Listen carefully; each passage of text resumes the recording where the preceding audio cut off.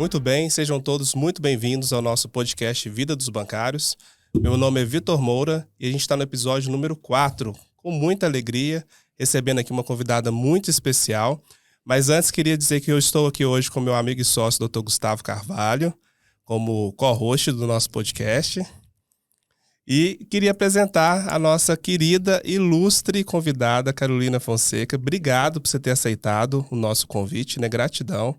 E o nosso objetivo é falar um pouco de como foi sua carreira, o que aconteceu depois que saiu do banco, para que as outras pessoas que estiverem assistindo a gente aqui hoje possam se espelhar, né, se inspirar na sua história. Então seja muito bem-vinda, viu, Carolina? Obrigada. E eu queria aproveitar, né, iniciar, queria que você contasse um pouquinho, né, quem que é a Carolina Fonseca hoje, né, quem foi a Carolina dentro do banco e quem ela é hoje, para quem está assistindo a gente aqui no podcast. Legal.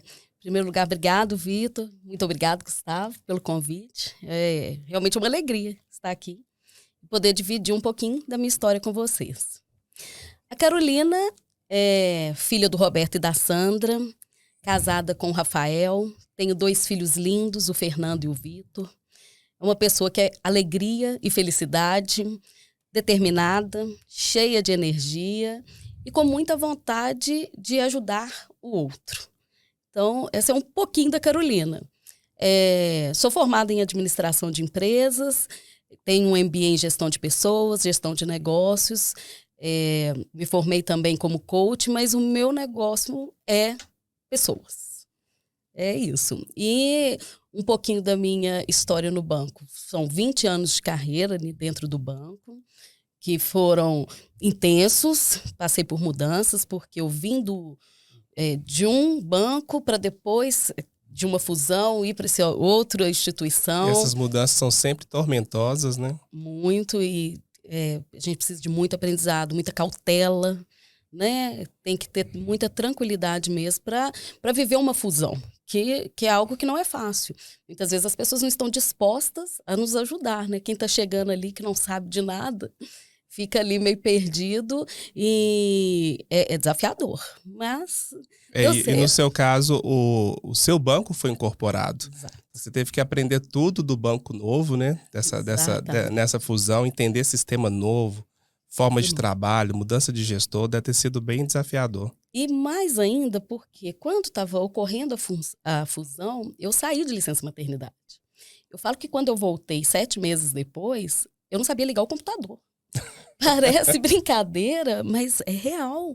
Eu cheguei, onde que eu assento? Como é que vai ser? Numa agência nova, muita gente nova, né? Porque eles fizeram uma mistura ali de pessoas do primeiro banco com o segundo, enfim. Então, foi um desafio grande, mas que foi válido. Foi muito válido, conheci muitas pessoas. Deixa eu aproveitar e fazer uma pergunta, que você falou que você tem 2 filhos. Sim. E em plena fusão, você voltou depois de uma licença maternidade. Já é um desafio voltar de licença maternidade no normal. Sim. Nesse momento, eu imagino que deve ter sido ainda mais complicado. Como é que é isso, esse retorno da licença? O banco consegue te acolher? Ou você buscou isso de alguma forma? Como é que foi para você essa experiência? Isso é interessante, porque eu tinha certeza que eu ia chegar dentro da agência e ia morrer. Porque eu falei, eu não vou dar conta de chegar e ficar sem meu menino. Só que isso não aconteceu. Foi o nascimento do Vitor? Não, foi do Fernando. Do Fernando. Primeiro veio o Fernando. E aí, quando eu cheguei na agência, eu percebi que eu não morri. E por quê? Quando você fala desse acolhimento do banco, não existe isso.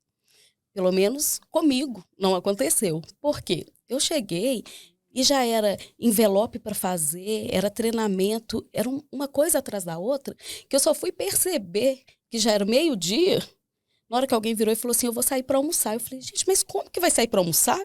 Eu acabei de chegar. Então, foi meio que um choque. Mas, ao mesmo tempo, não foi tão ruim quanto eu pensava, porque eu já tive que engatar ali e começar.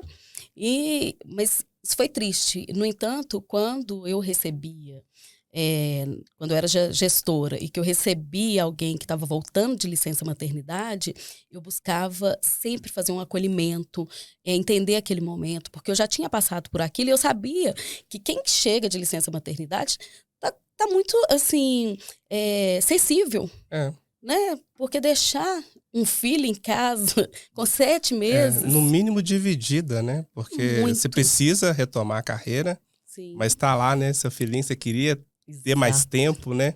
Para curtir a maternidade, deve ser um conflito. É um conflito grande, mas é necessário. Hoje eu percebo que, e principalmente da forma como eu acolhia as gestantes que, né, as gestantes não, né, as pessoas que tinham um nenenzinho que chegava, e no primeiro momento, mesmo na confusão do dia a dia, de chegar, de acolher, de perguntar sobre a criança, de perguntar como a mãe estava, isso, eu tenho certeza que isso fez diferença para a minha equipe. Eu falo para a equipe, não só para a pessoa, porque quando a pessoa entra e ela está muito sensível, afeta uma equipe inteira. Uhum. Né? Então, eu tenho certeza que isso fazia diferença. Ah, com certeza faz, né?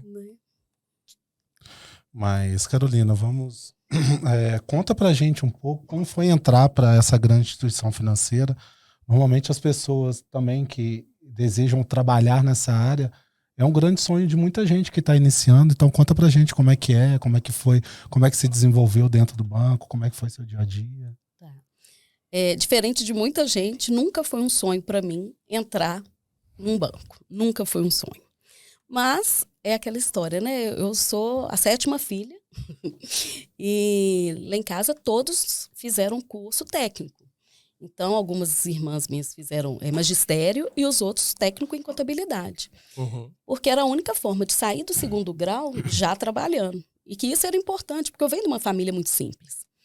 Então, eu não tinha esse desejo de entrar para uma instituição financeira. O meu pai tinha o desejo que eu entrasse, fizesse um concurso público, ou entrasse numa instituição que eu ficasse ali para o resto da vida. Mas a minha vontade era fazer um curso superior. Então, a possibilidade que eu tive que agarrar foi de entrar para o banco, participar de um processo seletivo, que na época foi um processo duro ali, com várias etapas, e que eu fui passando ali. Por que eu fui passando? Por conta da minha experiência anterior. Eu já tinha experiência, apesar de... Eu tinha 24 anos, eu já tinha experiência com gestão e já tinha trabalhado... Eu comecei a trabalhar muito nova, comecei a trabalhar com 14 anos, fazendo estágio na prefeitura. Uhum. Então, por conta dessa experiência, eu fui passando aquelas etapas e entrei pro banco. E é engraçado porque eu conto que no meu primeiro mês de banco, eu pedi demissão. E você começou com qual cargo? Você já estava querendo correr desse jeito? Eu nunca trabalhei 6 horas, eu sempre trabalhei 8 horas. Assistente de gerência, que chamava nessa época, né? Era um cargo comercial. Era um cargo que era comercial, mas ao mesmo tempo nós fazíamos também funções do operacional. Então era um cargo para toda obra. Era um faz-tudo. Era um faz-tudo. E já um funcionário de 8 horas. E nesse primeiro momento, a minha gestora direta, não a gestora da agência, ela me chamou e falou: Carolina, eu preciso que você desbloqueie esses cartões aqui. Eu falei: então ótimo. Peguei a caixa que ela me deu e fui fazer o trabalho. Peguei o cartão, olhei no sistema o telefone do cliente, liguei. Falei: seu Antônio, né, vai querer desbloquear o cartão? Enfim. E o cliente disse não para mim. Eu desligando o telefone, ela chegou e bateu a mão na mesa. Falou: o que você está fazendo, Carolina? Eu assustada, né? Olhei regalado, acabando de chegar no banco. Eu falei: vim desbloquear os cartões, né, que você me pediu. Aí ela falou assim: eu não te pedi para desbloquear os cartões. Eu não te pedi para ligar para os clientes. Eu te pedi para desbloquear os cartões. E aí eu percebi que o valor dela, né, que era ética, não estava condizendo com os meus valores, porque eu tenho muita ética. Uhum. E ela já não tinha. Aí eu peguei e desci as escadas, eu estava no 2º piso, desci as escadas, cheguei na mesa do gerente geral da época e falei: olha, aconteceu isso e isso, e eu vim aqui para te pedir meu desligamento, porque eu não confio nessa instituição. E ele pegou e levantou, esticou a mão e falou assim: parabéns, Carolina. São de pessoas assim que a gente precisa aqui dentro dessa instituição. Então, assim, foi legal, porque me deu um ânimo. E 3 meses. Achou que já estava tudo perdido. E eu pensando na minha faculdade, falei: meu Deus, como é que eu vou pagar a faculdade? Infelizmente, a gente tem muito relato sobre isso, né? Para bater a meta, para conseguir atingir a pontuação, para receber a variável. Exatamente. Às vezes o bancário tem feito coisas que não são adequadas, né? Que foge a esse princípio da ética. Exatamente. E já no primeiro mês você passar por uma dessa... Nossa, mas foi ótimo. Sabe por quê? porque ali eu percebi que eu ia ter que ser firme o tempo todo. Se eu quisesse continuar dentro do banco, seguir o meu propósito, que era realmente fazer meu curso superior, e foi muito interessante, porque eu entrei na instituição em março e passei no vestibular, e foi tudo ali, tudo em março, sabe? E eu pensei, eu vou ter que ficar, porque eu vou me formar. Mas dentro dos meus valores. E assim foi. E é interessante que eu fui ficando, mas quando eu entrei, respondendo a sua pergunta, como não era um sonho, o meu objetivo era ficar ali 4 anos. Eu pensava assim, eu vou me formar, assim que eu me formar, eu saio do banco. Só que eu pensei, eu vou fazer... Nesse meio tempo, o meu pai faleceu e eu tive que ajudar a minha irmã a pagar a faculdade. Aí eu falei, já que eu ainda não posso sair, eu vou aproveitar para fazer meu MBA agora. E aí, fiquei mais um pouquinho. E foi ficando. E se desenvolveu no banco, né? E conta um pouquinho, como é que essa questão de você estar se formando dentro dessa instituição, você teve um apoio para fazer a faculdade, para fazer MBA? A instituição, ela dava um suporte com a redução de carga horária ou com alguma ajuda de custo nessa parte da formação acadêmica do funcionário? Não, é interessante porque o banco te exige, né, que você tenha um curso superior, hoje principalmente. Quando eu entrei, não era assim tão severo, mas sem apoio nenhum. Você faz e tem que fazer. E ok, autorresponsabilidade também. Mas esse apoio nunca existiu. O banco nunca pensou, vamos fazer dar uma colaboração para que ela faça um MBA. Isso não aconteceu. Né? Mas é aquela questão muito que eu falo com os meus mentorados. Já que não está vindo, você tem que ir em busca. Tem que correr atrás. Você tem que correr atrás, porque senão você vai continuar no mesmo lugar. E como é que foi essa evolução dentro do banco? Você falou que começou como assistente, né? Quanto tempo você levou para passar para o próximo cargo? E dentro dessa história, quais cargos você passou dentro do banco? Sim, eu entrei já num cargo maior. Porque geralmente as pessoas entravam como caixa. E caixa de 6 horas, né? Ou então, estagiário, né? Ou estagiário, é o jovem aprendiz. E na época tinha até telefonista. E que fazia carreira dentro do banco. Mas pelo meu currículo eu já entrei num cargo melhor. E pelo meu desenvolvimento, vendo o quanto eu ajudava o outro, né? A se impulsionar, a fazer o melhor dentro das condições que a gente tinha ali, eu fui buscando, falei, não, agora que eu já estou aqui, então vamos buscar crescer aqui dentro do banco. Porque, na realidade, quando você se mostra responsável por aquilo que você está fazendo, você vai fazendo mais, e aí vai agregando as funções. E eu comecei a fazer as funções do gerente. De repente, eu só não tinha um cargo de gestor, né? Eu não tinha um cargo de gerente operacional. Mas eu já era gerente operacional há 5 anos, praticamente. Então, demorou 5 anos até que eu fui promovida. E ter sido promovida foi uma felicidade muito grande para mim. É um reconhecimento, né, do que você já estava fazendo. Foi um reconhecimento mesmo, porque eu entendi assim. Demorou, eu percebi que demorou, porque quando era para a área comercial, era muito mais fácil. Não é mais fácil, mas assim... O ciclo é um pouco mais rápido. É mais rápido. Você apresentou números, às vezes você nem tem todas as capacidades ali ainda, exatamente, mas você apresentou números, você vai subindo. E isso é ruim, porque muitas vezes aquele menino, que geralmente é muito jovem, está ali apresentando os números, quando ele pega um cargo de gestão, ele não dá conta de fazer a gestão. Não tem maturidade para cuidar de pessoas. Exatamente. E aí ele se frustra muito mais rápido. E aí tem pessoas que falam assim, quem é do operacional acaba ficando muito mais tempo, porque é mais leve. Salvo engano, não é que é mais leve. Mas quem trabalha com operacional, geralmente, isso não é uma verdade, mas geralmente tem mais habilidade para lidar com pessoas. Né? Não é aquela coisa focada só no número.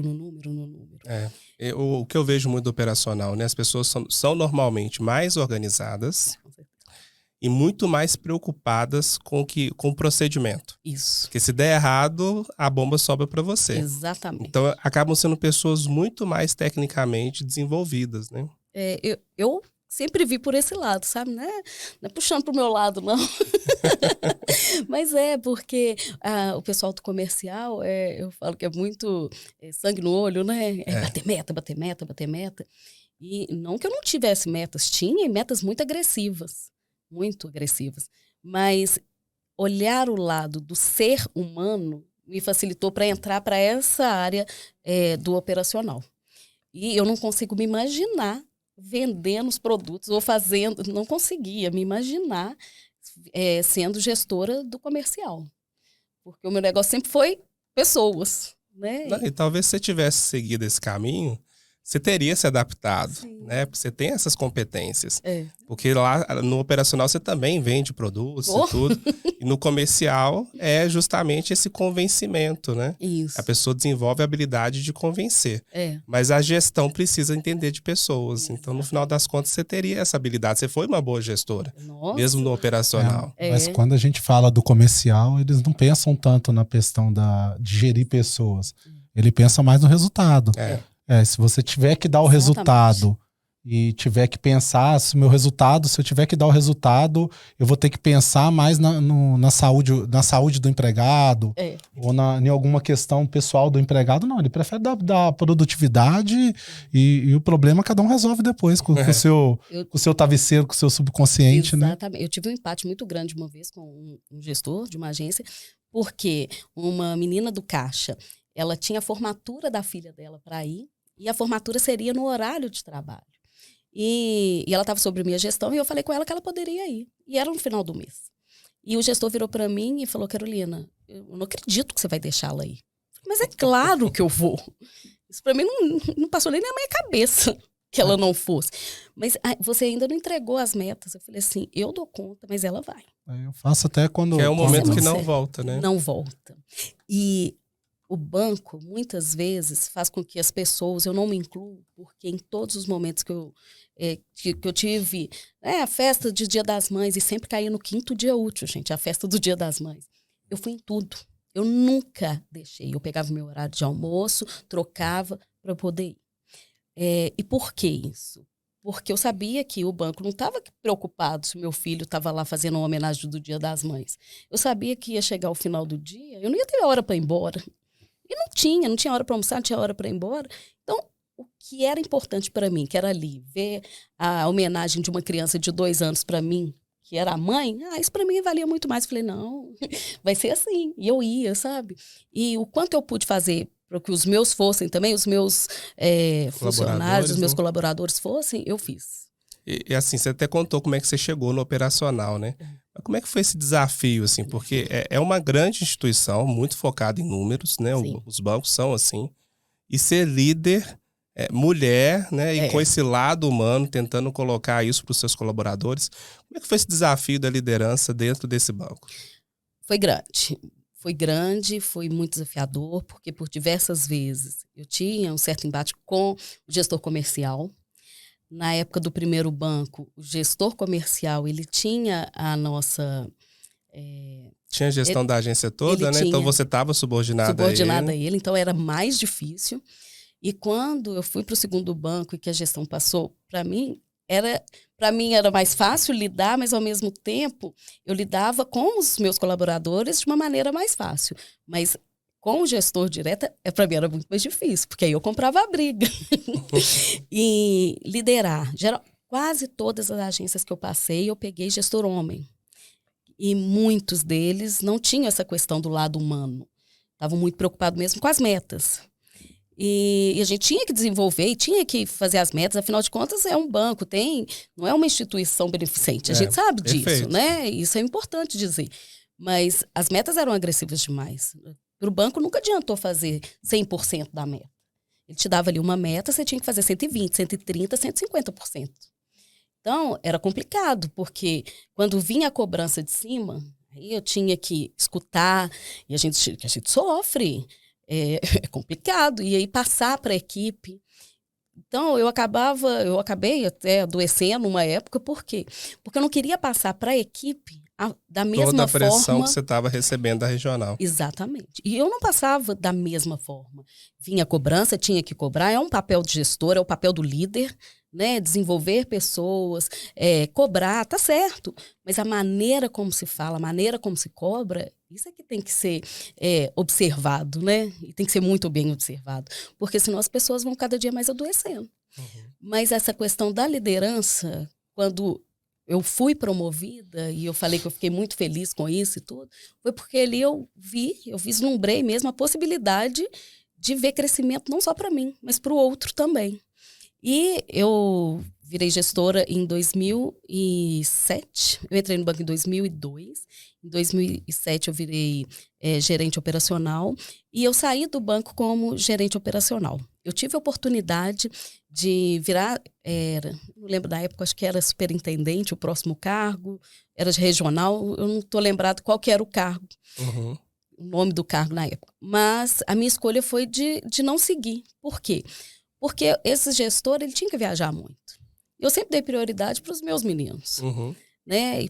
Deve ser o regional mesmo. Eu acho que é o regional, né? Que é o GSO, que aí viaja muito. Viaja muito. E você vai ter ali um campo ali de umas 30, 35 agências, tem que visitar, não só dentro de Belo Horizonte, para o interior. Atuando em umas 15 cidades. Exatamente. E aí eu falei, não, isso não é para mim. Eu prefiro muito mais chegar, mesmo que seja tarde em casa, mas aquele tempo que eu tiver ali com os meus meninos vai ser um tempo de qualidade. Agora imagina, você ficar uma semana inteira viajando, eu não estou condenando quem faz, muito pelo contrário, ainda bem que tem quem faça, né? Ainda bem que tem quem faça. Mas a minha escolha foi fazer o meu trabalho muito bem feito, mas em agência. E eu gostava. Pelo menos não tinha esse deslocamento, né? Não, e na época, né? Porque depois que pararam essa questão de viagens e tudo, mas a gente viajava muito. Antes de eu ter meus filhos, eu fiquei 3 meses no Rio, fazendo treinamento para virar gestora. Eu fiquei 3 meses mesmo no Rio. Eu vim de 15 dias. Então, assim, tinha essa questão de viajar, fazia muito treinamento fora de agência. Hoje você não vê mais isso, não mesmo. Aproveitando esse deixa seu, tendo como a gente tem vários bancários, vários colegas seus assistindo, dá uma dica de como é crescer dentro dessa instituição, chegar a um cargo de gestão. E qual conselho você daria para essa pessoa, talvez ela conseguir guiar o sucesso dela na parte profissional com o sucesso dela na parte pessoal também, né? E aí, então, eu vou te falar uma história que eu aprendi quando eu cursei administração de empresas. E na aula de filosofia, eu escutei aquela história que era, como é que chama, gente? Da caverna. Foi tão engraçado. É o mito da caverna? O mito da caverna, de Platão. Isso. E aí, essa história, ela vai responder a sua pergunta. Por quê?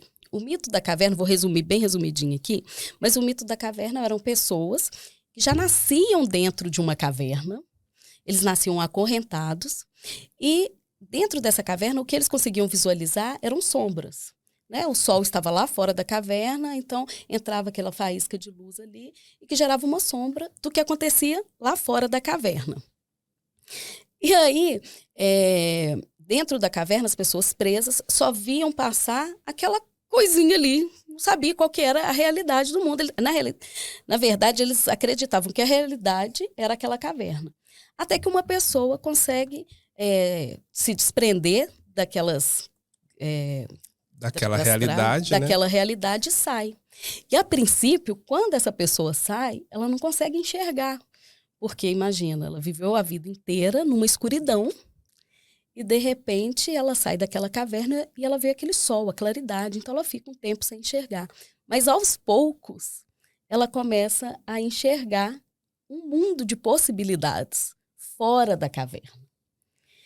E eu associo muito essa história à minha realidade, à realidade de muitos bancários.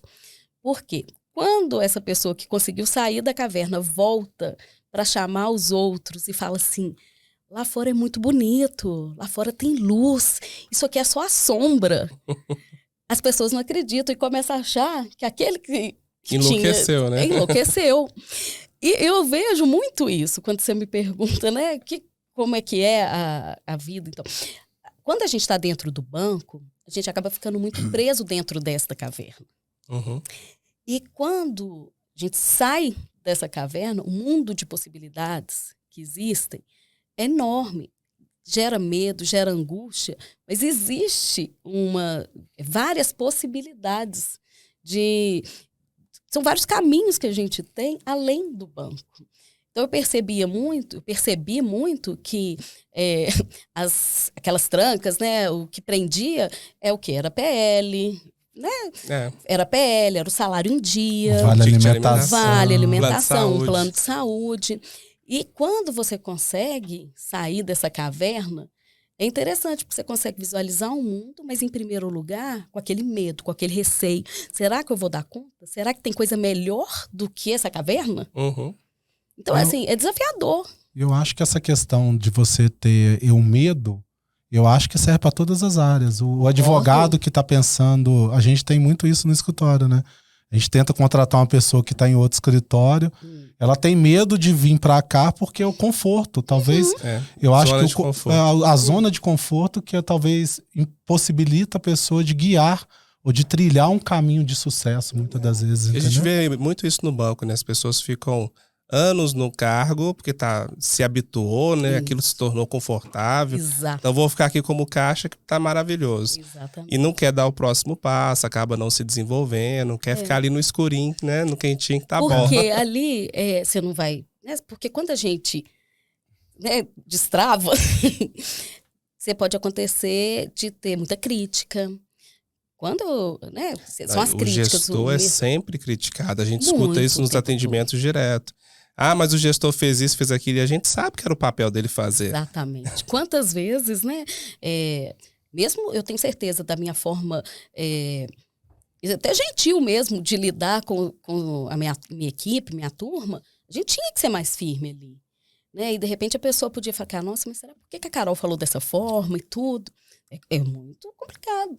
Mas... Até aproveitando esse ponto, né, de como que você lidava com isso. As metas, você até falou, né, são muito agressivas, nunca serve 100%, vira 130%, 150%. E você recebia essa cobrança da regional, tinha que fazer um filtro para a equipe. Como é que você conseguiu trabalhar? Imagino que isso tenha sido sofrido, né? Sim. Como é que você conseguiu trabalhar, ter bons resultados com a sua equipe e ser ali um para-raio para as dificuldades que vinham da regional? Como é que foi essa questão das metas para você? Como eu sempre olhei muito o lado humano, o que eu fazia? Eu percebi as habilidades de cada um. Por exemplo, fulano tem mais facilidade para vender seguro. O outro tem mais facilidade para vender consórcio. Enfim, vários produtos. Uhum. Eu percebi a habilidade de cada um e colocava aquela pessoa para desenvolver aquele produto, para vender aquele produto. Dessa forma, eu consegui, por diversos anos, inclusive, bater metas. Por quê? Eu era, assim, o para-raio daquele gestor que vinha de cima com aquelas metas agressivas e muitas vezes a forma de falar com a gente não era nada delicada. E, então, eu filtrava, conversava com os meninos o quanto eu podia mostrar para eles as oportunidades que ele poderia ter ali dentro do banco, porque são muitas também, a gente não pode deixar de falar isso. Uhum. E para que ele entendesse o seguinte, olha, vamos pegar o que você gosta de fazer. Qual o produto aqui que você vai ter mais habilidade? Você vai gostar mais de atender lá fora, num caixa eletrônico, ou você quer ficar aqui dentro do caixa? Você quer atender um cliente? Eu tinha essa possibilidade, porque eu trabalhei com turmas grandes. Então, assim, eu tive essa possibilidade de encaixar os produtos com a habilidade de cada um. Foi sempre assim? É claro que não. E quando não era muito mais sofrido, né? Mas o quanto eu podia encaixar habilidade com produto ou serviço que fosse, atendimento a cliente, quando eu via que uma pessoa tinha mais facilidade para lidar com o cliente, eu falei, não, é essa aqui que eu vou chamar para atender, sabe? Então, eu fazia muito isso. Isso é um que a gente, eu não sei se vocês já assistiram o Mississippi em Chamas, né? Ele fala da questão, é um pai o pai tem um filho ele é filho de um motorista e ele conhece um gangster, né? Fala do Mississippi, fala da questão racial nos Estados Unidos e tal. E o pai dele fala uma vez, eles dentro do ônibus assim, o pai dele fala o que aconteceu com o episódio do gangster ter sido morto, ele fala, né? A questão do respeito e o medo. O pessoal tem muito respeito por mim, então eles me respeitam quando eu entro no ônibus, eu peço, educadamente, o que eu pedi, eles fazem. Mas quando você faz uma gestão calcada em medo, às vezes você vai ter alguém que vai ligar o foda-se, né? Desculpa o termo, e vai simplesmente falar, não vou fazer e pronto. Aí acaba prejudicando e contaminando o restante. Mas quando você vê o seu gestor com respeito, você nunca vai ter uma atitude com ele de forma desrespeitosa. O medo já deixa essa atitude. A pessoa ligar não vou me preocupar mais, porque pô, ele não me respeita mesmo, por que eu vou respeitar ele, né? E isso que você falou é muito interessante, porque eu percebi por diversas vezes as pessoas falando, não, nós vamos bater a meta, gente. A gente não pode deixar a Carol na mão. Olha que legal. Não vamos deixar a Carol na mão. Tá vendo? A meta do banco virou sua. Virou. Você estava querendo levar aquele desafio adiante. Exatamente. E isso tem dentro do escritório de advocacia. Sério? Sério. Eu lembro do primeiro escritório quando eu comecei a advogar para a empresa mesmo, eu mudei de 2, 3 escritórios. Aí, quando eu comecei a entrar no direito bancário, eu tinha uma gestora que era assim. Ela só falava com a pessoa de forma agressiva. Então era pelo medo. Então e ela não me colocou como gestor porque eu sou mais tranquilo. Ela não me viu, uma pessoa falou, não, porque eu não te coloquei uma vez, porque eu acho que você tem que ser mais firme. Você não ia dar conta do recado, né? A gente tipo sente assim. Eu senti isso algumas vezes. Ah, não, Carol, você é muito mãezona. Não é que eu seja muito mãezona. Eu consigo olhar a pessoa como ser humano, não como um número. E isso é importante. E eu nunca deixei de falar ser mãezona isso. devia ser um elogio, né? Porque as mães devia ter essa são melhor. percepção pejorativa, né? Exato. A mãezona é que cuida, cria e direciona os filhos para a vida.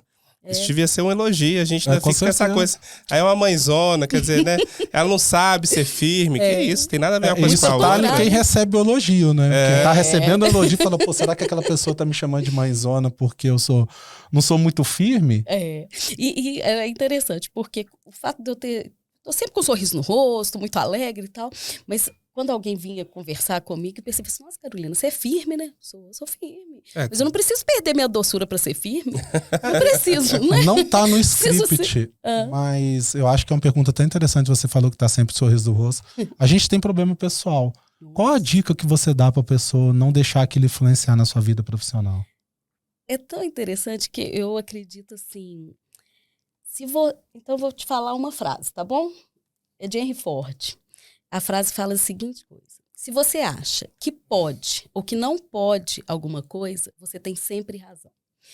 Como que faz para ter um sorriso no rosto? Se você acorda achando que seu dia vai ser ruim, você não precisa nem pensar duas vezes, ele vai ser ruim. Agora, se você já acorda acreditando que o seu dia vai ser bom, mesmo com todos os desafios, com todas as dificuldades... Nossa, eu passei por momentos difíceis, muito difíceis. A minha mãe, ela faleceu com uma doença raríssima. Mas eu não tive um dia que eu não tenha acordado, e eu te falo de coração, pensando, vai dar certo hoje. E eu já sabia que a minha mãe ia falecer, não tinha jeito, né, ali. E isso também veio muito dos meus pais, que sempre acreditaram que, mesmo diante das dificuldades, o melhor era acreditar que ia dar certo. E eu pauto a minha vida muito nisso. Então, estou sempre sim com um sorriso no rosto, mas não quer dizer com isso que eu não tenha problemas, mas que eu tenho a escolha, porque isso é uma escolha, de querer fazer dar certo, de querer ser feliz. Então, de enfrentar o problema com otimismo. Exatamente. Ou cair em depressão, né? Porque o que acontece? O problema continua existindo. Exatamente. E encarar esse problema de forma protagonista e não ser vítima de todos os problemas que tem na sua vida. Não se vitimizar, né? E tem tanta gente, Gustavo, que se vitimiza o tempo inteiro. Ah, porque com fulano sempre dá certo. Não, mas com o Vitor tudo dá certo. Imagina só, mas tudo dá certo. Ah, dá certo. Então me fala uma coisa. O que você tem feito para dar certo? Você tem estudado? Você tem levantado um pouquinho mais cedo? Você tem feito uma caminhada? Você sabe quais são seus objetivos? E aí a pessoa não sabe nem responder isso. Aí eu viro para a pessoa e falo assim, então você não pode falar que o outro teve sorte, porque para o outro tudo dá certo. Não, o outro busca dar certo. E para quem não sabe onde quer chegar, qualquer caminho serve. E aí no meio desse caminho ele vai encontrar coisas que ele não escolheu de verdade, né? Exatamente. E aí o outro tá melhor, por quê? Porque ele fez o caminho dele, ele escolheu a trilha que ele queria fazer. Sim. Isso é muito interessante, porque quando a gente não tem clareza na vida, não dá certo, né? Não tem como você começar bem o dia sem clareza do que você quer pro seu dia. Exato. Napoleão Hill fala uma coisa que é sensacional. Tem as 16 leis lá de Napoleão Hill, e eu vou falar duas aqui. Uma, confiança em si mesmo. a pessoa, tem várias pessoas que elas já acordam derrotadas. Então, elas já acreditam que não vai dar certo, elas não confiam em si mesmas. Então, tem que confiar em si mesmo. E uma outra coisa é ter um objetivo bem definido. Quando você tem um objetivo de vida, qual que é o seu objetivo? Meu objetivo é ser feliz. Meu objetivo é conquistar 1 bilhão. O meu objetivo é ter um carro 0. Não importa qual que é o seu objetivo, porque cada um tem o seu objetivo. Né? E nós não devemos nunca, jamais criticar a pessoa pelo objetivo que tem, desde que seja um objetivo pautado nas coisas boas, né? Lícito, né? Exato, lícito. Então, assim, quando as pessoas não sabem nem qual que é o seu objetivo, é complicado. Como é que vai ter confiança também, né? Até para alinhar essa expectativa, né? Exato. Porque tudo lhe é lícito, mas nem tudo lhe convém, né? Exatamente. Você tem que analisar. Esse objetivo seu, ele é palpável, que depois que você consegue pelo menos ter clareza do que você quer, ali você vai criar submetas, né? Ah, então tá, mas isso aqui tá bem difícil. Então, vamos criar aqui as submetas pra gente poder fazer esse caminho, né? Exatamente. E é assim mesmo. A próxima questão, a gente às vezes recebe a pessoa dos momentos mais difíceis da vida dela. Por quê? Porque é o impacto do desligamento. Sim. Conta pra gente como é que foi o impacto do desligamento para você. Se isso te assustou, você já esperava, você estava preparada para isso, você estava preparada mesmo para virar a chave e falar, existe vida fora do mundo da instituição financeira ou fora de um banco brasileiro? Assim, eu falo que eu sou a menina dos olhos de Deus. Eu não fui desligada, né? Eu estava passando por um momento muito difícil. Eu fiquei afastada do banco durante 6 meses. E eu já tinha feito a minha carta de demissão. E quando eu fui entregar... Pela segunda vez, hein? Pela segunda vez. Pela segunda vez, mas com essa com muita certeza e muita clareza. Então eu já sabia que eu ia sair, porque o meu menino virou para mim um dia e falou comigo assim, mamãe, eu quero você de volta. E aquilo me assustou. Eu falei, como assim? Por que você está falando isso? Aí ele falou assim, você não está mais feliz. Quer dizer, eu estava ali, eu estava presente. Eu sempre fui muito presente, mas eu estava presente, mas ele não me via feliz. E ele queria me ver feliz. Nesse momento eu pensei, não dá mais. Eu vou completar 20 anos de banco. A instituição mudou muito do dia que eu entrei até hoje. Então, assim, o meu cargo, principalmente, teve uma mudança gigantesca. E eu falei, não dá mais. Então, eu fiz a minha carta de demissão, só que eu estava afastada. Então, eu tinha que esperar acabar a minha licença para poder entregar a carta. Então, quer dizer, eu fui muito criticada. Você vai abrir mão de tudo, Carolina? Eu falei, na realidade, eu não vou abrir mão de nada. Eu vou estar muito né? Porque eu preciso da minha saúde de volta. Vou estar ganhando minha vida de volta. Exatamente. Só que aí, como a menina dos olhos de Deus, o banco lançou o PDV, que é o Programa de Desligamento Voluntário. E tem várias regras, né, o PDV, e eu me encaixava aquelas regras. Então, eu saí do banco, sim, mas não através de um desligamento, através de uma opção. Eu acho até interessante você falar do PDV, que muita gente critica. Eu, às vezes, olho ele com uma forma até diferente mesmo. Maravilhosa. Para pessoas que querem realmente sair, que querem tirar aquela parte que não está dando certo na sua vida, que acaba atrapalhando o pessoal, e é o PDV que a oportunidade dela não está nessa forma de igual.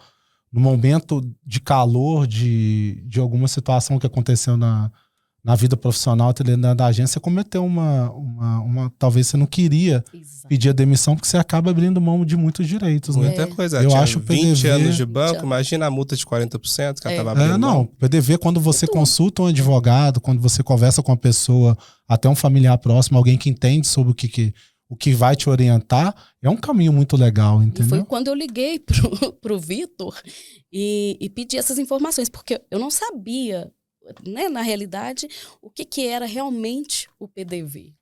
E aí veio o PDV, e eu falei, comecei a ler e pesquisar, e falei, é isso, mas eu vou precisar agora de uma pessoa realmente que saiba, né, desse assunto aqui para me auxiliar. E foi quando eu te liguei, a gente conversou, você estudou ali a questão, e falou, olha, Carolina, se você estiver realmente consciente de que é a hora de sair, é uma hora boa.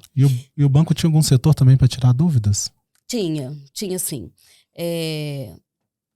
muito, muito olhando para o lado do banco, né? Não o lado do funcionário.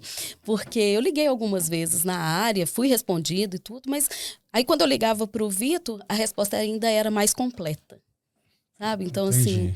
E aí, o fato de eu estar com muita clareza de que eu ia sair do banco, eu tinha certeza que eu ia sair. Nesse período que eu fiquei afastada, eu pensei muito, eu me organizei e falei, não, agora é o momento. Eu conversei com o meu marido e a decisão já estava... Na verdade, casou a fome com a vontade de comer, né?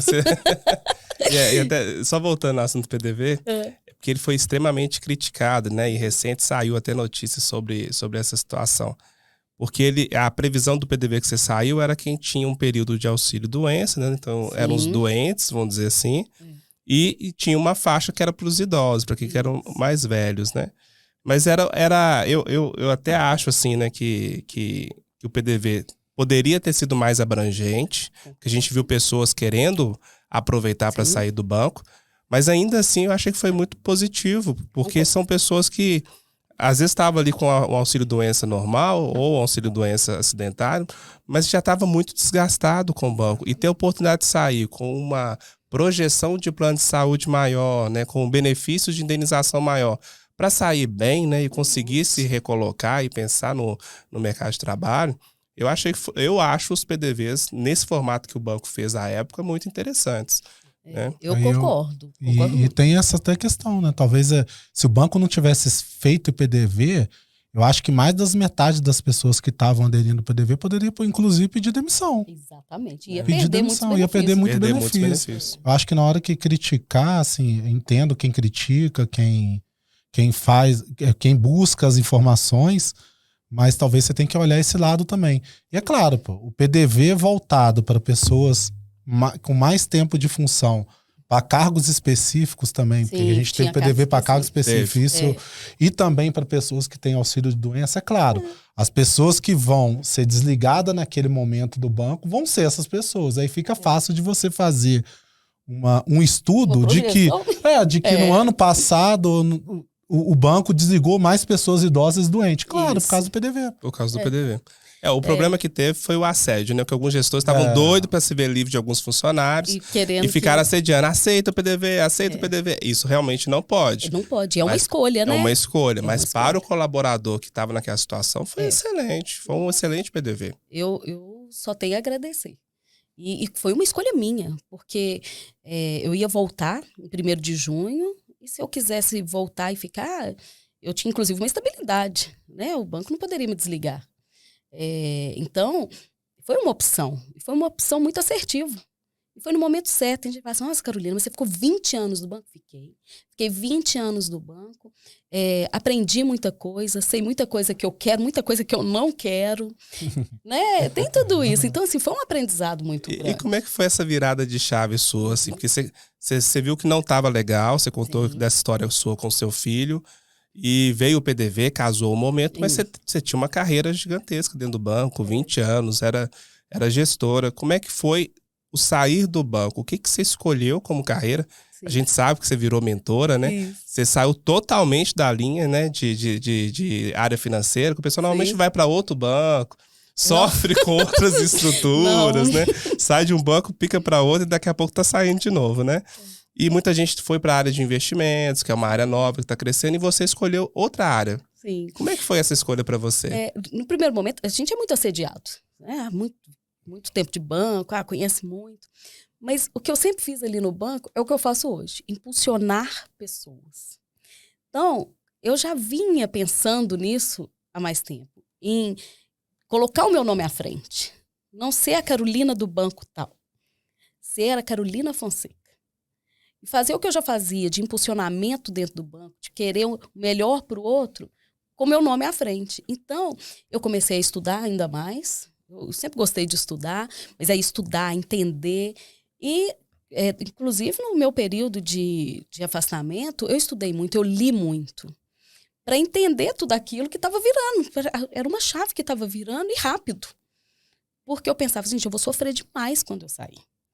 Porque eu me dedicava realmente ao banco, às pessoas, a dar certo né? Porque eu pensava, sou eu, minha família.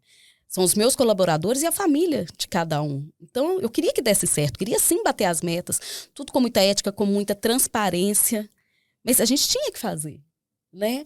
E quando virou a chave, eu falei, é isso, eu vou continuar meus estudos e vou trabalhar com pessoas, mas mais direto. Então, não foi algo que eu falo que foi muito sofrido, não foi. Na época, o meu cunhado e meu marido iam participar de uma palestra e o meu marido falou assim, olha, tem mais um convite, vamos? Eu falei, então tá, eu vou.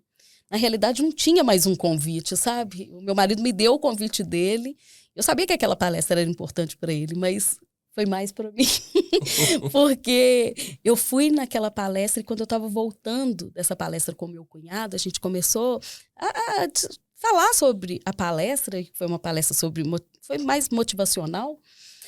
E eu conversando com ele, ele falou assim, nossa, Carolina, você tem tanto conteúdo? Dá uma palestra na minha empresa. E aí que eu percebi que eu podia também palestrar, que eu falei, gente, é essa a minha virada de chave? Foi tão importante aquele momento em que meu marido deixou de ir naquela palestra e aquela conversa na volta com meu cunhado, ela foi muito importante para mim, sabe? Porque eu percebi, gente, realmente, porque quem está dentro do banco acha que não sabe fazer mais nada, acha que é só aquilo e pronto.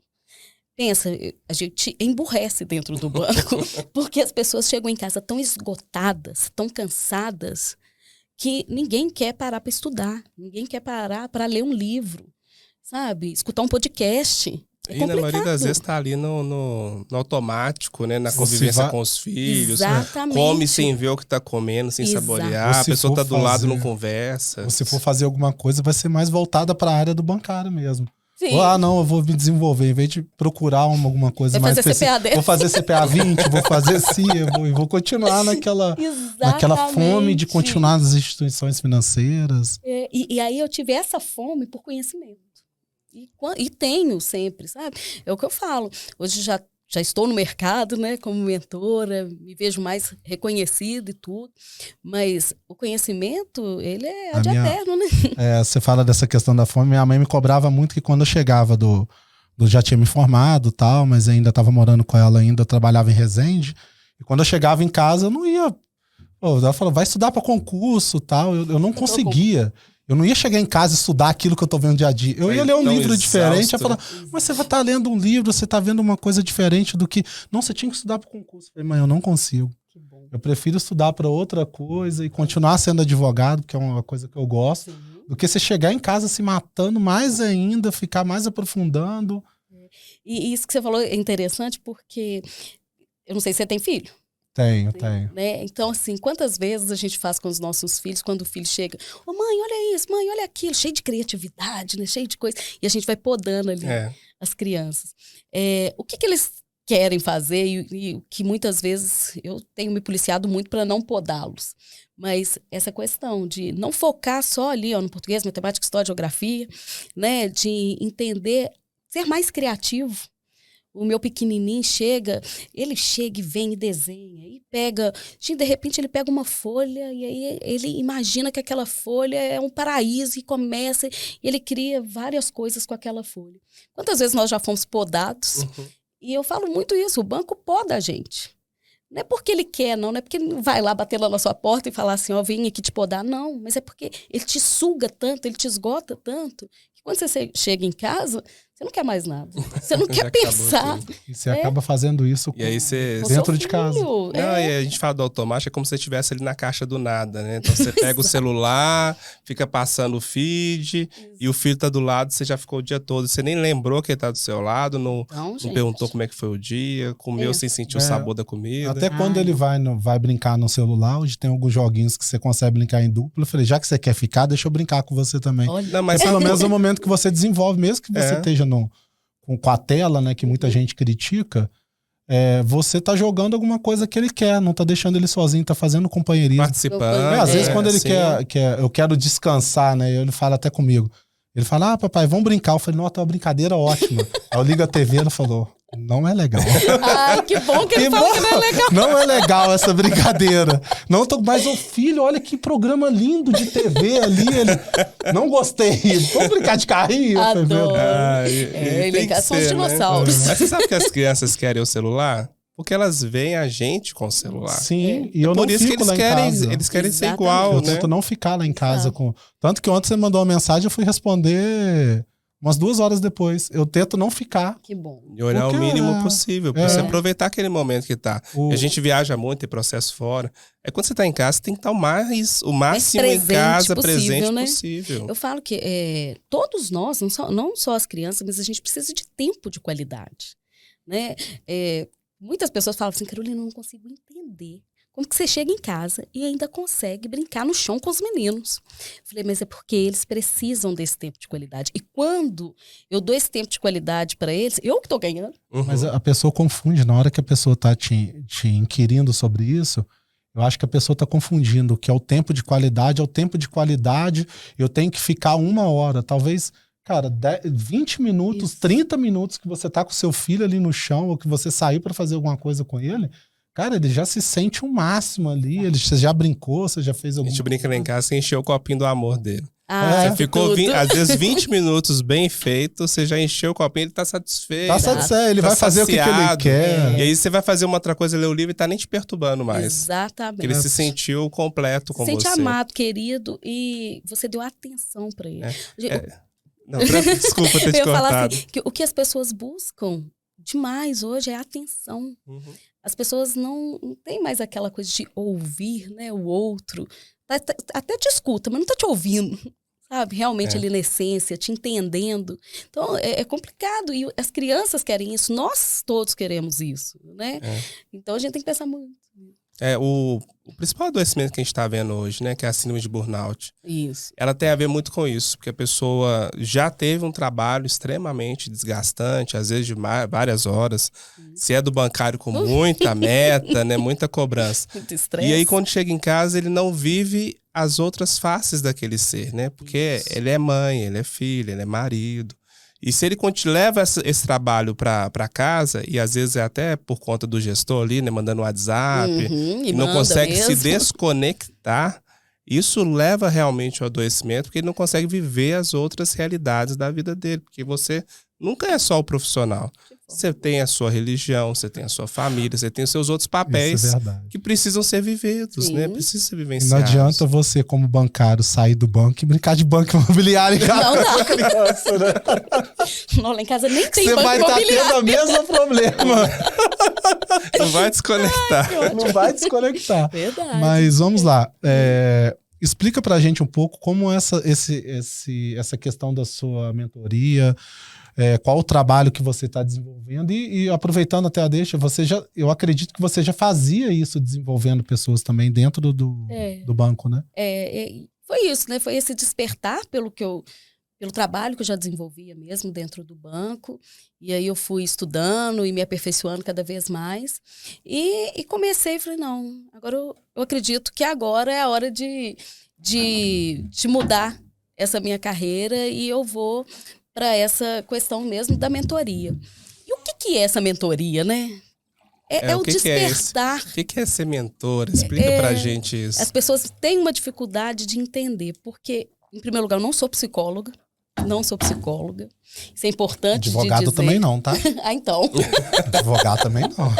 É importante dizer, porque várias pessoas acreditam. Você é psicóloga? Não sou psicólogo. O psicólogo tem um trabalho muito lindo que desenvolve tudo, mas é um trabalho mais amplo, mais amplo não, mas é um trabalho mais moroso, vamos dizer assim. Como que é o meu trabalho?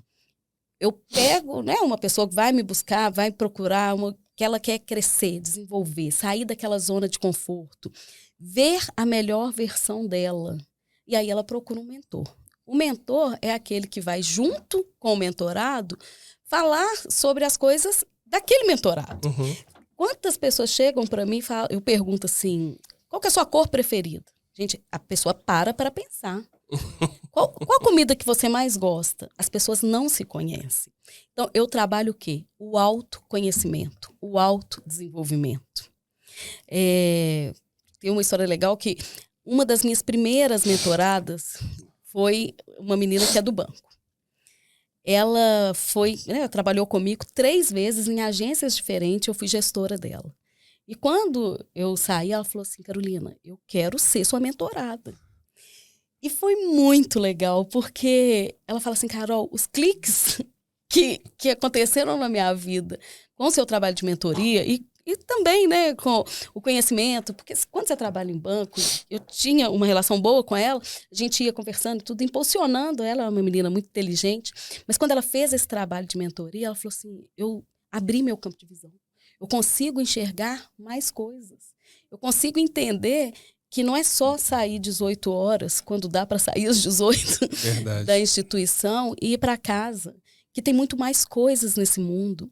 Então, a pessoa começa a se despertar. Despertar para quê? Para ela mesma. Então, esse trabalho de mentoria é um despertar. Despertar para o autoconhecimento. Uhum. Né? E aí, normalmente, essa questão de mentor tem um foco, assim, né? Mentor de carreira, sim. Mentor... Né? E qual que é o seu foco, assim? Ou não tem isso, é mais aberto? Não, tem sim. O meu foco é o desenvolvimento humano. Desenvolvimento humano... Aí, como, Carol? Eu quero me desenvolver para essa área profissional. Eu não sei se eu quero ficar no banco ou se eu quero sair do banco. Então, a gente vai trabalhar aquilo para a pessoa entender. Para ela não sair, igual você estava comentando, no susto, sabe? Ela primeiro se entender. Gente, eu estou reclamando aqui do banco, mas na realidade, eu gosto disso aqui. Eu já peguei, já fiz um trabalho de mentoria com uma pessoa que ela chegou determinada a sair. Eu falei, olha, mas antes de você querer sair, vamos entender qual que é esse contexto. E hoje ela está lá, olha, feliz. Então, não é quando eu faço um trabalho, não é para a pessoa sair ou ficar dentro da instituição que ela tiver, né? E a maior parte das pessoas que me procuram é para se conhecer melhor. Porque através do autoconhecimento, você consegue entender se você quer ser advogado para sempre ou não, se você quer ser bancário ou não, se você quer ser só...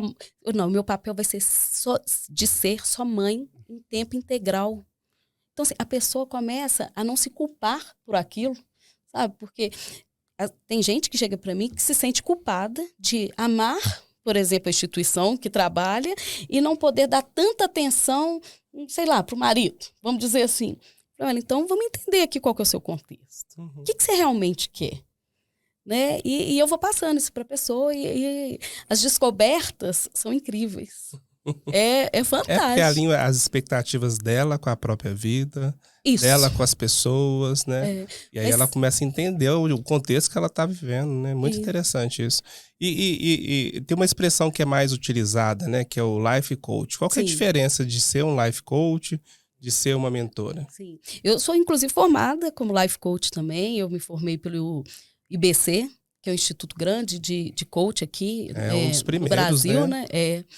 E o coach, ele vai te escutar. Ele não vai te dar nenhuma opinião sobre o que você está decidindo ou não. O mentor, ele vai ali te ajudar dentro do que você está colocando para ele e vai te dar uma opinião ou outra. Através de perguntas extremamente poderosas. Aí a pessoa fala assim, gente, mas como é que você consegue extrair, né, daquela pessoa aquilo que ela mesma não sabia que tinha dentro dela? É através de perguntas poderosas. E como que são essas perguntas? É ali, gente, nessa conversa aqui, olha. É sério, é uma conversa através, claro, de ferramentas que a gente utiliza, né? Mas é através de uma conversa direcionada e com empatia. Você realmente está interessado em resolver ou ajudar, né? Porque muitas vezes a gente não consegue 100% resolver, mas ajudar, auxiliar, mostrar um caminho ali para o outro. Então, eu acredito que essa empatia é um caminho certo para uma mentoria dar certo, para valer a pena. Né? As duas se completam? Né? Não, são coisas parecidas, não se completam. O que completa o life coach e a mentoria, eu acredito que pode ser, eu quero fazer um trabalho com uma psicóloga. Sabe, porque às vezes a pessoa tem uma trava, uma crença muito enraizada, e aí ela precisa, além... Uma investigação mais profunda, exatamente. Né? Que vai para o psicossocial. Isso. E agora, olha que interessante. Ontem eu estava numa reunião, né, com mulheres, e eu não trabalho só com mulheres, eu trabalho com homens, mulheres, porque tem gente que é focado. Não, eu só atendo mulheres. Não é o meu caso. Atendo jovens e atendo pessoas mais velhas também. Qual que é o meu público-alvo, vou dizer assim? São pessoas que buscam esse autoconhecimento. Então, tem menino de 21 anos que já está buscando esse autodesenvolvimento, esse autoconhecimento, e tem gente, igual eu atendi uma senhora fantástica, que tem 67 anos e se descobriu. Então, a psicologia, ela complementa. Eu acredito nisso, sabe? Assim, porque tem casos que são mais profundos. E essas crenças que são enraizadas, né? Eu falo que uma crença que eu tinha era muitas vezes do não merecimento. Mas como assim não merecer? Porque eu vim de uma família tão bonita, uma família que me acolhia e tudo, que eu pensava... Meu pai falava muito, assim, olha, vocês estão vendo? A gente não precisa de dinheiro para ser feliz. E, na realidade, um complementa o outro. Então, esse despertar para outras coisas é que eu faço dentro da minha mentoria. Né? A gente vê você falando com um brilho nos olhos, né? Mas você também falou com o brilho dos olhos da sua época do banco, Sim. né? E como é que é isso hoje para você? Assim, você se vê hoje feliz, realizada, mas também se identificava? Não, aquela trajetória do banco foi... tive um momento que eu fui feliz, né? Só naquele momento de partida. Como é que hoje você vê esses dois paralelos, né? Eu fui muito feliz no banco. Com todos os altos e baixos, com todas as herpes. Porque chegava aquela virada e a meta não bate, como é que nós vamos fazer? E com muito estresse. Por que eu era feliz? Porque na hora que eu vi, gente, era sensacional. A pessoa entrar e falar, Carol, conquistei isso, conquistei aquilo. Quando eu vi as minhas conquistas, gente, esse banco é muito bom. Mas é claro, como todo lugar, dentro de casa, quantas vezes também a gente briga com o marido, com o filho, vai deixar de amar? Não, não é isso. Não é isso, sabe? Então, assim, eu sou muito grata ao banco, muito mesmo. Pelas coisas que eu conquistei, pelas pessoas que eu conheci, por todo o aprendizado que eu tive ali dentro, que não foi pouco, foi muito aprendizado. E hoje eu me vejo ainda mais feliz. Mas muito mais, inclusive. O fato de fazer cada dia mais o que eu gosto, de receber os feedbacks que eu ando recebendo, de estar tendo essa oportunidade, de ver as possibilidades que esse mundo maravilhoso tem para nós, só me gera mais felicidade. Escutar meu caçula, que virou para mim e falou assim, mamãe, eu fui super protagonista na escola. Gente! Por quê? E por que ele falou dessa forma? Porque ele me escuta falando isso dentro de casa.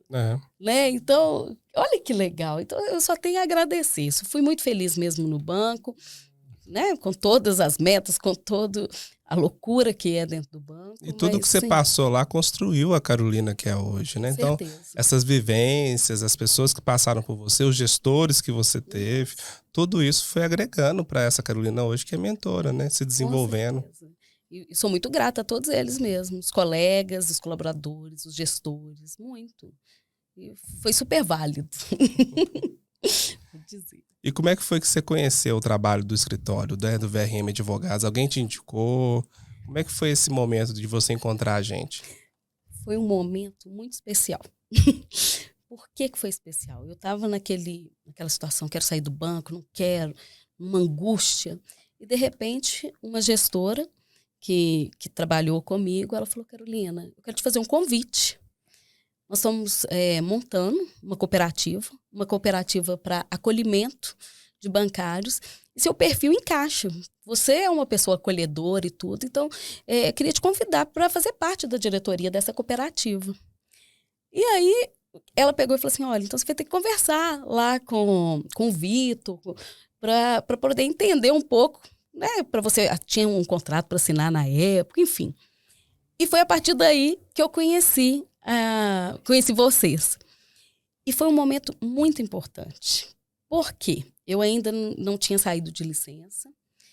E essa cooperativa, que é a Cooperativa de Acolhimento a Bancários, ela me deu uma força muito grande para poder tomar a decisão que eu tomei de sair do banco. É engraçado isso, mas era um momento que eu tinha que pensar, nossa, já que eu estou fazendo parte de uma cooperativa, agora é hora, sim, né, como diretora dessa cooperativa, é hora de ficar mais tempo no banco. Mas a cooperativa, ela me impulsionou a ter coragem, porque precisa coragem, gente. Na hora de assinar lá aquele termo, falando que você está decidida a sair do banco, precisa de muita coragem. E a cooperativa me impulsionou. Como? Por que me impulsionou? Quando eu percebi que, como diretora da cooperativa, eu poderia ter alguns benefícios dentro da instituição, inclusive, né, assim, não é, não sei a palavra para usar, mas não sei se é padrão ou não, mas o que eu entendi é que quando você participa de uma cooperativa como diretora, você tem ali um momento de estabilidade. Então, eu tinha uma certa estabilidade com o banco, que seria pelo menos de 4 anos, que enquanto seria o meu mandato. Era o que eu acreditava naquele momento. E o acreditar nisso, inacreditavelmente, me impulsionou a sair, porque eu estava saindo porque eu queria. Não porque o banco ia me desligar, ou porque era a única decisão que eu podia tomar, ou porque eu estava passando por um momento de ansiedade muito grande. Então, a cooperativa, ela me impulsionou na minha saída. Né? Um pouquinho dessa questão, você acredita que você entrou com a cooperativa na época com um pensamento mesmo da estabilidade ou pensamento de ajudar as pessoas? De agregar para o outro. Era uma coisa muito nova, sabe? Eu estava doente. Aí passou um pouco, eu vi que eu estava vivendo um momento de ansiedade muito grande. Eu tive uma crise de pânico. Eu tinha certeza que eu ia morrer. Meu coração disparado. Eu entrava dentro da agência e eu falei, não acredito nisso. E eu escutei da gestora que estava comigo na época e falou comigo assim, olha, do jeito que você está, Carolina, para mim não serve. Eu fiquei trabalhando ainda não tinha 20 anos de banco, eu tinha 19 anos de banco, fazendo o meu melhor. Nem quando os meus pais adoeceram, porque meu pai adoeceu, veio a falecer, depois minha mãe adoeceu, veio a falecer, eu não faltei nenhum dia. E quando eu adoeci, que eu não estava dando mais conta, ela virar para mim e falar, olha, do jeito que você está, para mim não serve. Isso foi muito dolorido, sabe? E aí eu pensava, essa cooperativa vai me dar a oportunidade de poder ajudar o outro, né? E acabou que aí eu saí logo. Você que estava ali para acolher, acabou sendo acolhida. Sendo acolhida. E é muito interessante esses trabalhos, né, que as cooperativas têm feito. Sim. A sua é aqui de Belo Horizonte, né, a Cooperativa de Acolhimentos Bancários de Belo Horizonte. A gente tem, presta assessoria a outras cooperativas. E fica um recado para o bancário, né? Procure a cooperativa da sua região. Porque quando vocês estão juntos, né, unidos, tem mais pessoas que vivem a mesma realidade. Vocês têm como se auxiliarem mais. E essa cooperativa que você está, né, a gente tem muito orgulho de ter essa consultoria com eles. Eles têm um acolhimento jurídico que a gente faz, acolhimento psicológico, né? Exatamente. Auxilia, né, desenvolvimento de carreira, auxilia na visão de novos cursos. Então isso ajuda o bancário que quer continuar. Sim.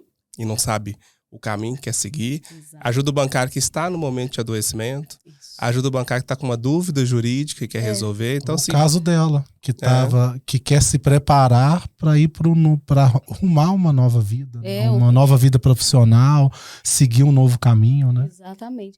E a cooperativa, assim, eu falo que se as pessoas conhecessem realmente esse trabalho, muitos iriam se associar. Né? E é importante a gente divulgar esse trabalho da cooperativa para eles se associarem cada vez mais. E o que você falou, para eles terem, para os bancários, né? Porque eu estou falando de uma cooperativa de acolhimento para os bancários, para eles se unirem ali e ter força. Né? Porque as pessoas falam assim, porque sindicato.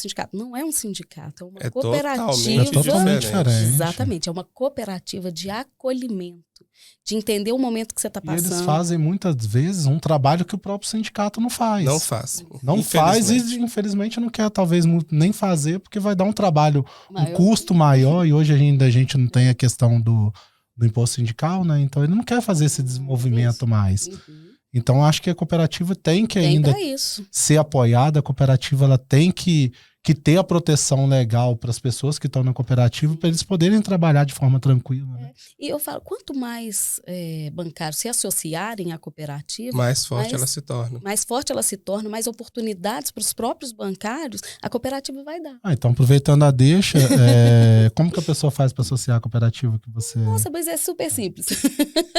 Ela tem que preencher, né, uma ficha de inscrição. E como que busca isso? Tem o site da cooperativa, tem o Instagram da cooperativa, que é cooperativa... como é que é? Cooperativa de Acolhimento a Bancários, né? A sigla toda eu não vou saber, mas fiquem tranquilos, eu vou deixar na descrição do nosso vídeo o Instagram da cooperativa e o site da cooperativa, que se vocês estiverem interessados, só clicar lá, fazer a inscrição, o pessoal vai receber vocês. O valor é irrisório, eu lembro que o valor era muito baixo. O valor é muito baixo para você fazer parte da cooperativa. Isso. E a cooperativa não tem fins lucrativos. Tudo que ela recebe, arrecada, é para desenvolver o bancário. Então, é novos cursos, novas parcerias. Vale muito a pena. Para manter o próprio desenvolvimento da cooperativa, né? Isso, para manter o desenvolvimento da cooperativa, para impulsionar os bancários. Então, assim, vale a pena demais. Bacana demais. Achei nosso bate-papo muito bom. Acho que essa história vai com certeza inspirar muitos bancários. Mas ainda queria te pedir um favor. Diz. Você passou por um momento de transição, conseguiu se identificar numa nova carreira. Isso é fantástico. Dá pra gente uma dica para quem tá assistindo a gente, né? Que acha que vai ser desligado ou acabou de ser desligado. Sim. Como se encontrar, né? Como se desenvolver, como decidir se vai continuar como bancário em outro banco, se vai sair. Eu pensei nessa mesma coisa. Talvez dar uma dica pra Carol da antiga, né? Que passou por esse caminho todo. Você, como mentora, qual a dica que você daria pra própria Carol? Primeiro, esse despertar, né? O sair da caverna. Mesmo, gente, quando a gente sai dessa caverna, né, com os olhos ainda sem conseguir enxergar direito o que tem lá fora, primeiro, se dê um tempo, viva o luto da saída, porque a gente pensa, vai viver o luto, mas como assim? É uma perda. É uma perda. Né? É uma perda e uma perda importante. Então, viva esse luto. Uma coisa importante, não deixe de usar o benefício que o banco te dá. Quando você sai, o banco ele te disponibiliza um benefício, um valor que eu não vou saber aqui, mas para você fazer um curso de autodesenvolvimento, na área que você deseja. É alto, acho que é 3 ou 4 mil. É mais de 2 mil, com certeza. Mais de 2 mil, acho que dá. Hoje a conversa coletiva deve estar quase em 3, viu? Aí, olha, faça uma mentoria comigo, busque o autodesenvolvimento, e eu falo isso, é real, porque existe vida pós-banco. Mas se a pessoa não tiver vontade, não tiver coragem de se reerguer, sabe? Isso é muito importante, porque às vezes, e eu vou falar com vocês que eu conheço um ex-bancário que vive a vida de banco até hoje. Ele não falou com a família que foi desligado. Nossa. E já tem uns 3, 4 anos. Essa pessoa não quer ajuda. Então, né? Eu acredito que já tenha quase 4 anos. Ele sai para trabalhar todos os dias, volta. Ele mora sozinho, então não precisa sair para trabalhar. É verdade. A situação é complicada, mas enfim. Então, assim, se eu entendi sua dica, tá nesse momento, busque algo que te dê clareza para entender o próximo passo. Mas não deixe de viver o seu luto. Isso é muito importante. Porque se você sai... Eu vou falar com vocês. 2 grandes amigas minhas foram desligadas essa semana. Uma foi ontem e a outra antes de ontem. Em situações diferentes. Uma queria muito sair e a outra... Não é que foi pega de surpresa, mas... Esperava, mas não imaginava campanha, que ia acontecer agora, né? O que acontece aqui é muito triste. Porque sempre foi uma gestora que... Assim, uma gestora que estava sempre batendo as metas, sempre ali no topo e tudo. O ano passado ela passou por um momento desafiador em casa, na família, e aí veio a queda e o banco não perdoou e desligou esse ano. Então foi muito rápido. A outra adoeceu, ficou doente, ela teve... Enfim, ela também teve crise de pânico e tudo. E ontem, na saída dela, foi bonitinha, ela me ligou e falou assim... Eu era gestora dela. Ela falou, Carol, tô te ligando. Você é a 2ª pessoa que eu ligo. Eu só liguei pra minha mãe. Achei tão legal. Ela falou assim, eu tô tão feliz, tão realizada. E, ao mesmo tempo, ela falou uma coisa interessante. Ela falou assim, eu vim do interior com sonho, diferente de mim, que não tinha aquele sonho de trabalhar em banco. Mas eu vim do interior com sonho de fazer uma carreira dentro do banco. E a carreira foi mais curta do que eu imaginei. Porque o banco não soube lidar com o ser humano. Ele só pensou no número. Então, o que eu digo, né? Viva esse luto e busque, o que você falou, essa clareza. Gente, quando você utiliza esse benefício, muita gente deixa de usar, não deixa de usar, porque através dele você pode fazer diversos cursos, amplas possibilidades. Se você, né, de repente quer até um psicólogo, fazer um trabalho de psicólogo, faça com um psicólogo. Buscar um mentor, um coach. É isso que eu ia perguntar. Esse valor que é disponibilizado serve para pagamento da mentoria? Da mentoria, sim.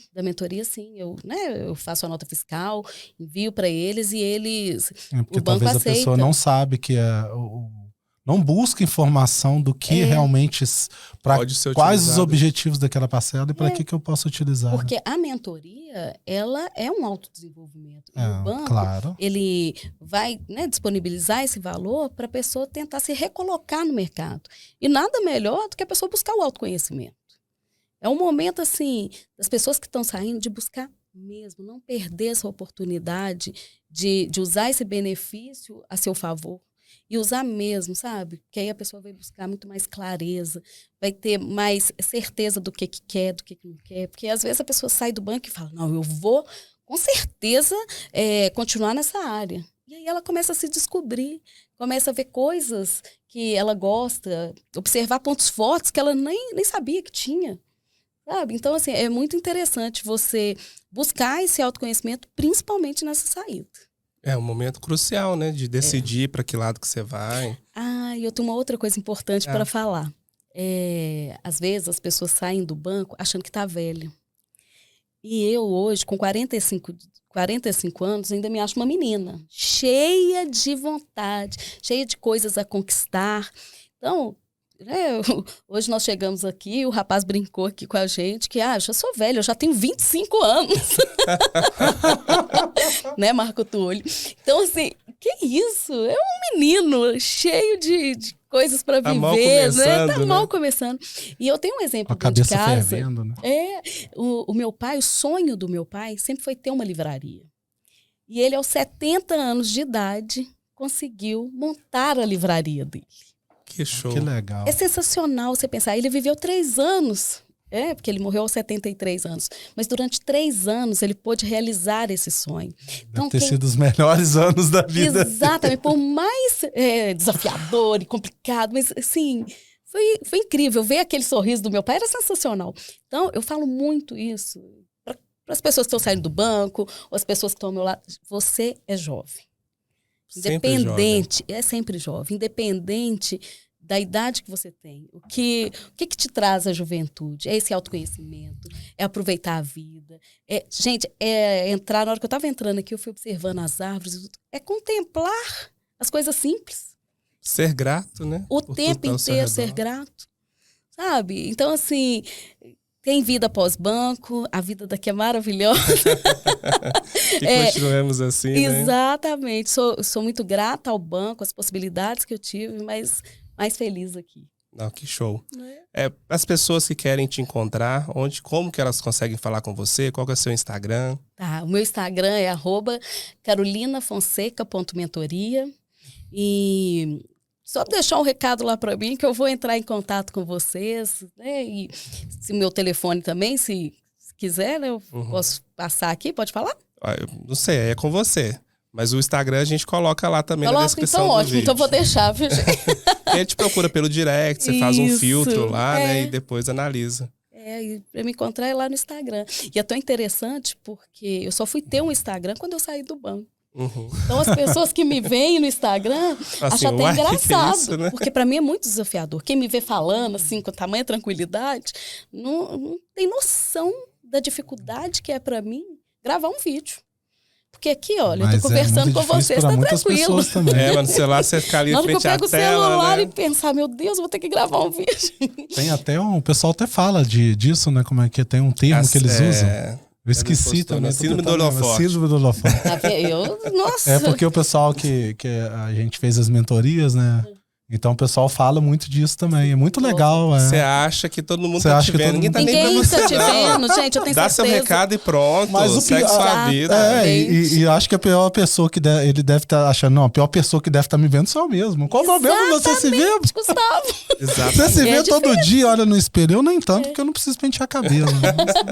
Mas você falou isso, muitas vezes as pessoas entram e saem de casa, passa dia, passa noite, e as pessoas não se olham.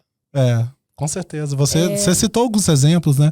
Não sabe o que gosta, a cor, não cita, porque essas questões pessoais, né? Você tem que responder de você não pode pensar. Né? Se você tá pensando, você tá escolhendo, você não conhece. Você não se conhece. Você nunca se conhece. É isso mesmo. Esse podcast foi maravilhoso, muito conteúdo, com certeza inspirador para vocês bancários.